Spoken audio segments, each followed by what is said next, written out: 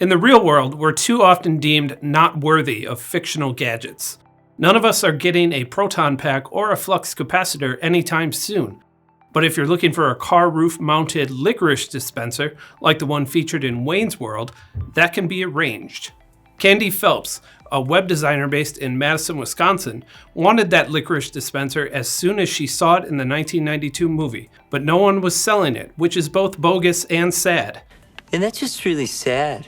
More than 30 years later, she's finally filled the empty space in the market with a real-world version of the contraption, which she sells online through her company called Motormouth. Phelps spent about 1 year in the design, prototyping, and testing phase, with a dozen or so design iterations and 5 full 3D printed prototypes. She said that the only reason it took so long was that both she and Motormouth's production designers have other full-time work, so it ended up being a, quote, when you can get to it type of project. The biggest challenge with the project was engineering something that managed to stay true to the movie in terms of design, while being safe to use and flexible enough to mount in a variety of different ways. In the movie, they have a carriage bolt through the roof of the car.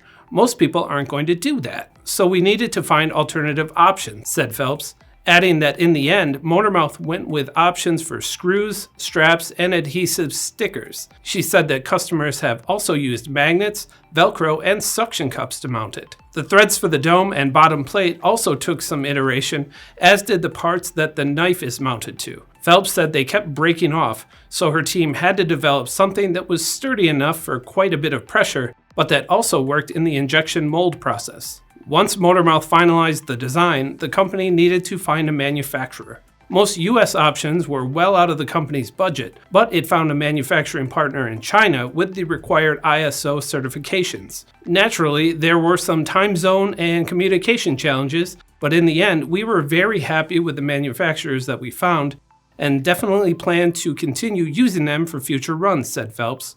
I'm Ben Munson, and this is Manufacturing Now. We're not worthy! We're not